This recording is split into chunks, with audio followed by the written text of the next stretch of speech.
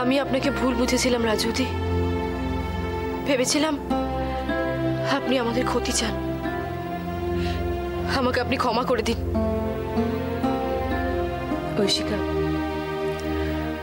আমি কঠোর, এ কথা সত্যি, কিন্তু আমি বোধহয় অতটা খারাপ নই। আমি না হয় আবার আসবো, এখন চলি। প্রণাম রানীমা, প্রণাম রাজুদি।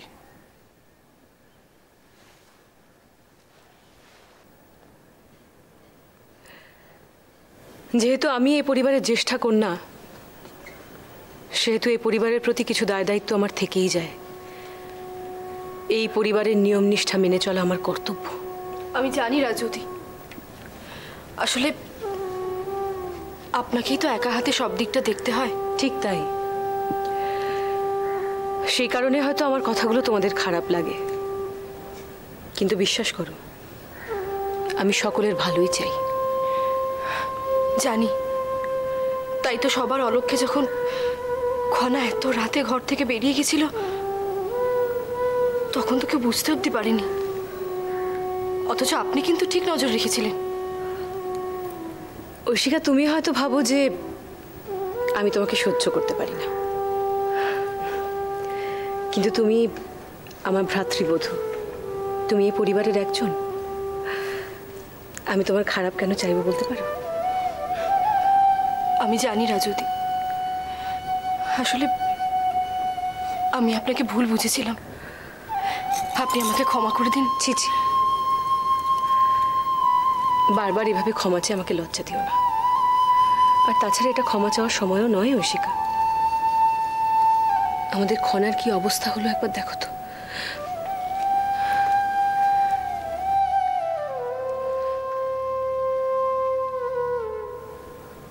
কি কষ্টই না পাচ্ছে বাচ্চাটা। আমি আর ওকে এইভাবে দেখতে দেখতে আমার নিজেরই যেন দম বন্ধ হয়ে আসছে। আপনি শান্ত হন রাজুদি, দেখবেন দেখবেন আমাদের খনা ঠিক সুস্থ হয়ে যাবে। আপনি একটু ধৈর্য ধরুন। আর কত ধৈর্য ধরবো বলতে পারো? চোখের সামনে এরকম ফুলের মতো ফুটফুটে একটা মেয়ে এভাবে কষ্ট পাবে, আর আমরা মুখ বুজে সেটা সহ্য করব? আমি আর ধৈর্য রাখতে পারছি না ঐশিকা। দিদি, সব কি হচ্ছে? তুমি যদি এভাবে ভেঙে পড়ো তাহলে বৌরানীকে কে সামলাবে? দিদি, একটা পরিবারে যারা বড়, যারা জ্যেষ্ঠ, তাদেরকে অনেক কষ্টের মধ্যেও নিজেদের ঠিক রাখতে হয়। আমি কি করব মহানামা, তুই বল। তোর নিজের খারাপ লাগছে না? খারাপ তো লাগছে, আর খারাপ লাগছে বলেই তো আমি বৌরানীর সঙ্গে দেখা করতে এসেছি। সব আমার দোষ, সব আমার জন্য হলো। তুমি কেন এরকম বলছো মহানামা? কেন নিজেকে দোষী ভাবছো? কেন ভাববো না? কেন ভাববো না বলতে পারো?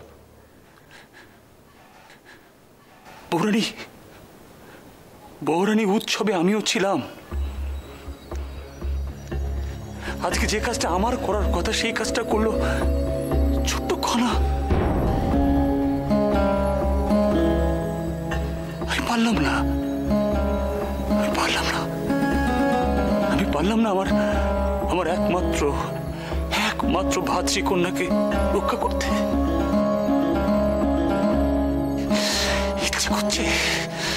ইচ্ছে করছে নিজের তলোয়ার দিয়ে নিজের গলাটাকে কেটে। ছি ছি মহানামা, তুমি কেন এরকম করছো? নিজেকে সামলাও। কারণ আমি অপরাধী, একই সাথে আমি ক্ষমা প্রার্থী।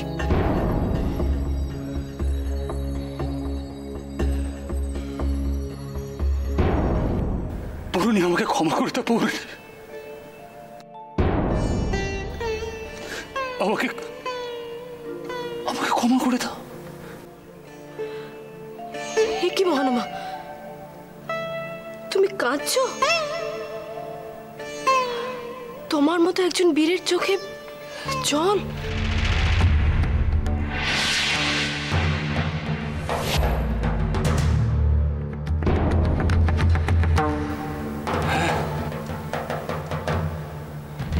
আমার মতো একজন পরাজিত বীরের চোখে জল।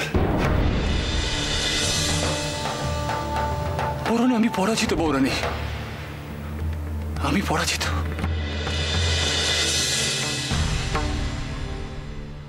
কিন্তু আমি তোমাকে কথা দিচ্ছি, এই শোধ আমি তুলবই।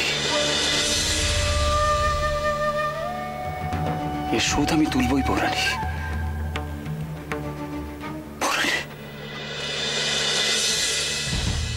হার জিতের বিচার তো ঈশ্বর করেন মহানামা, আমরা কেউ নই। তাছাড়া তোমার আর রাজুদির মতো মানুষ আমার পাশে থাকলে আমার আর কিসের চিন্তা বলো? শুধু খনা সুস্থ হয়ে উঠুক, আমি এখন শুধু এটাই চাই।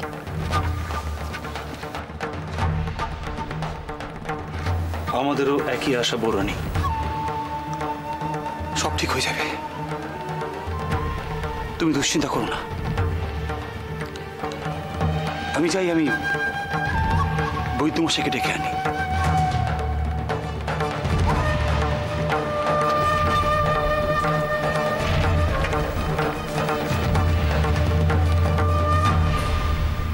ঐশিকা, নিজের মেয়েকে ভালোবাসো।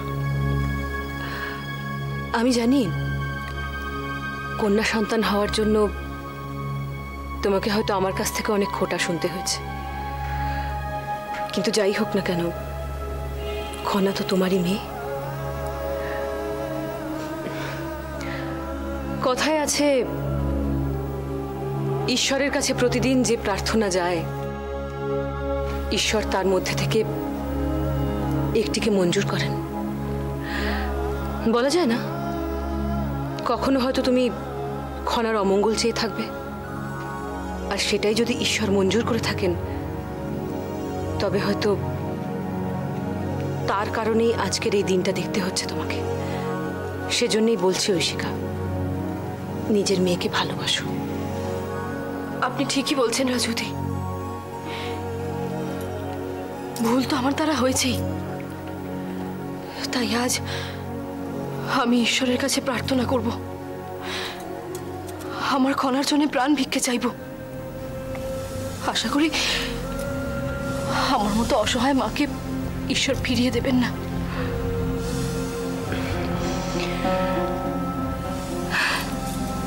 যাও।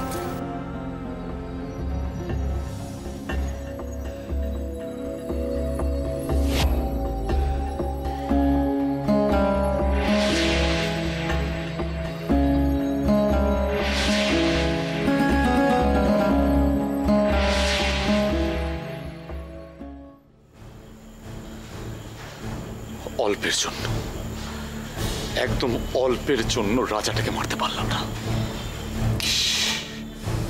ভাবলে এখনো আফসোস হচ্ছে।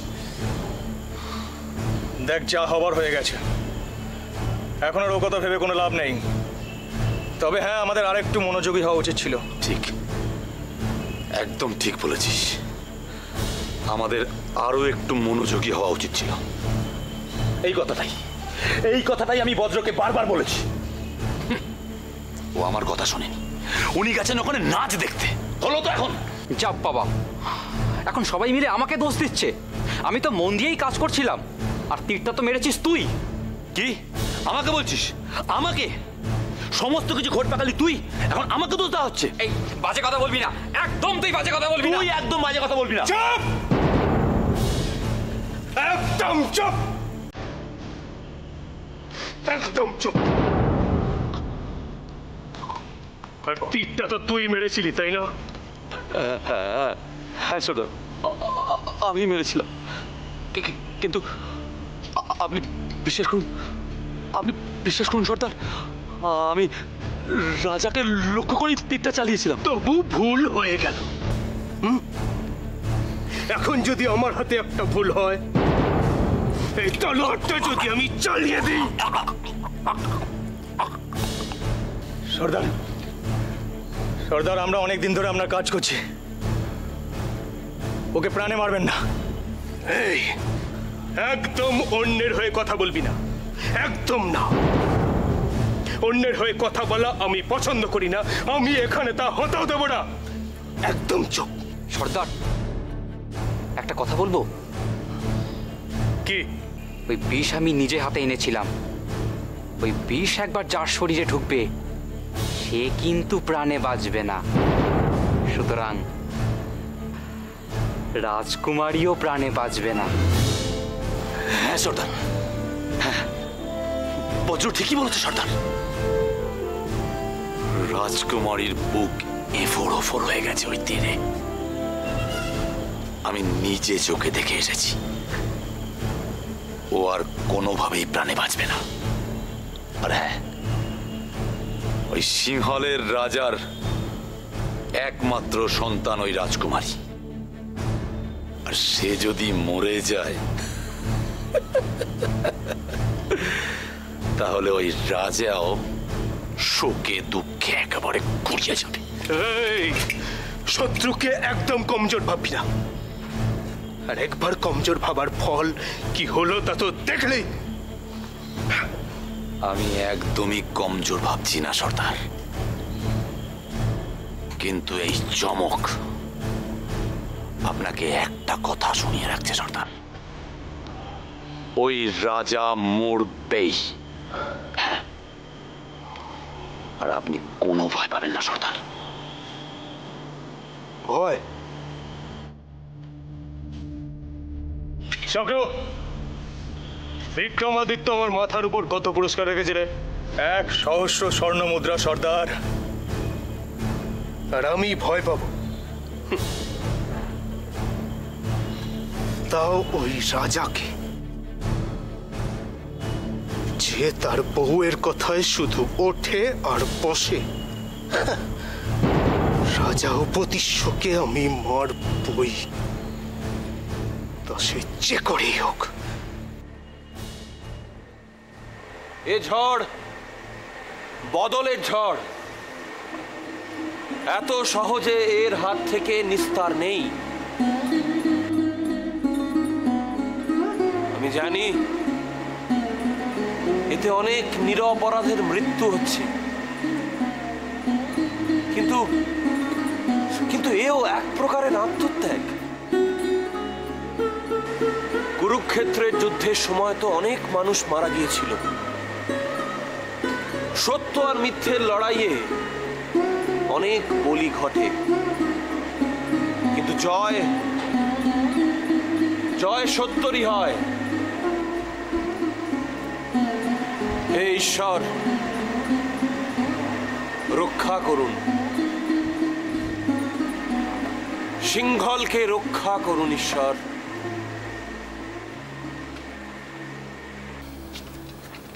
মহারাজ, মহারাজ, আপনি দুশ্চিন্তা করবেন না। আমরা সবাই আপনার পাশে আছি। খনার কিচ্ছু হবে না। কিন্তু মহানামা, খনার শরীর তো ক্রমশ খারাপের দিকে এগোচ্ছে। এর মধ্যে আমরা কতটাই বা কি করতে পারি? অনেক কিছু করতে পারি মহারাজ। এই সিংহল দ্বীপের বাইরে এই বিশ্বে আরো অনেক বৈদ্য আছে। মহারাজ, আপনি রাজবৈদ্যের সঙ্গে কথা বলুন। দরকার পড়লে অন্য দেশ থেকে আমরা অন্য বৈদ্য আনবো। না না মহানামা, এতে এতে রাজবৈদ্য অসন্তুষ্ট হতে পারেন। ওনার মনে হতে পারে আমরা ওনার চিকিৎসায় সন্দেহ প্রকাশ করছি। মহারাজ, প্রশ্নটা সন্দেহের নয়, প্রশ্নটা দক্ষতার। মহানামা, আমার মেয়ের জীবন এখন রাজবৈদ্যের হাতে। এই সময় ওনাকে এসব কথা বলা উচিত হবে না। আমার মনে হয় আমাদের একটু ধৈর্য ধরা উচিত। মহারাজ, কিন্তু আমি তো ধৈর্য রাখতে পারছি না। আমার দায়িত্ব ছিল উৎসবে আপনার সুরক্ষার, কিন্তু প্রজাদের উপর নজর রাখছিল কে? কার এত সাহস হলো রাজ রক্তক্ষরণের? প্রণাম মহারাজ। সিংহলের পশ্চিম প্রান্তে এক বিশাল ঝড় আছড়ে পড়েছে মহারাজ, আর ক্রমে তা বৃদ্ধি পাচ্ছে। প্রচুর মানুষের প্রাণহানির আশঙ্কা রয়েছে। একের পর এক অঘটন, একের পর এক বিপদ। তোমার কি মাথা খারাপ হয়ে গেছে? তুমি জানো না মহারাজের মনের অবস্থা কি? এই সময় তুমি মহারাজকে এই সংবাদ শোনাতে এসছো? মহানামা, তুমি ওকে ওসব কথা কেন বলছো? যাই হোক না কেন দায়িত্ব তো আমায় নিতে হবে। আমি এদেশের রাজা। মহারাজ, আপনি রাজা হতে পারেন, কিন্তু আপনি ভগবান নন। কি বলছো তুমি? আমি তো কিছুই বুঝতে পারছি না। মহারাজ, আপনি একজন মানুষ, আপনি নিজের উপর আর কত দায়িত্ব নেবেন?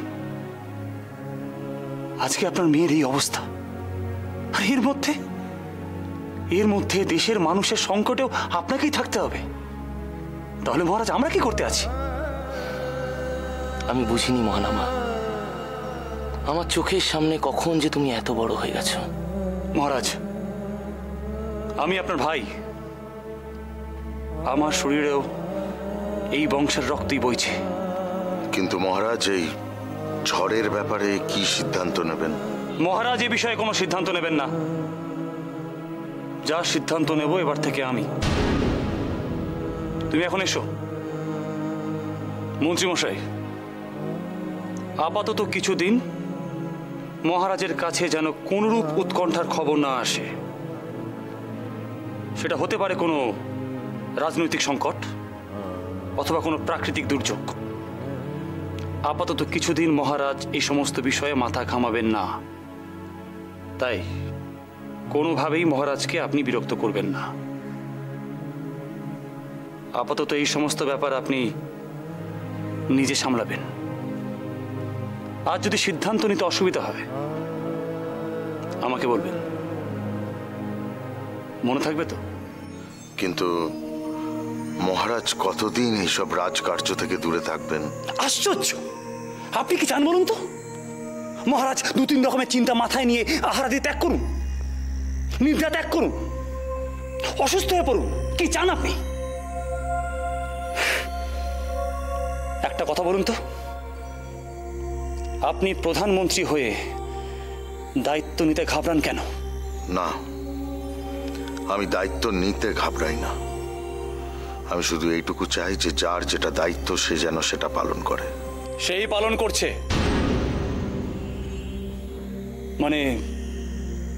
মানে মহারাজই পালন করছেন, আমরা তো শুধু ওনাকে সাহায্য করছি। আমরা সবসময় চাই যে সমস্যার মধ্যে মহারাজ আছেন খুব তাড়াতাড়ি যেন সেই সমস্যা থেকে মুক্তি পান। ওনার মুক্তি এখন আমাদের একমাত্র কাম্য। যাক, তোমার কথা শুনে মাঝে মাঝে আমি বুকে বল পাই। আমি তার জন্যই আছি মহারাজ। আপনি আমাকে চোখ বন্ধ করে ভরসা করতে পারেন। মহানামা, তোমার দায়িত্ব নেওয়ার ক্ষমতায়, তোমার বীরত্বে আমি মুগ্ধ। কি হয়ে গেল মহারাজ? সব কেমন ওলট পালট হয়ে গেল মহারাজ। আমাদের কণা কি হয়ে গেল মহারাজ? ওই ছোট মেয়েটার কষ্ট দেখে আমার খুব কষ্ট হয়, খুব কষ্ট হয় মহারাজ। এত ভেঙে পড়ো না মহানামা, আমি তো তোমার সাথে আছি, তোমার পাশে আছি। দেখো, সব ঠিক হয়ে যাবে, সব।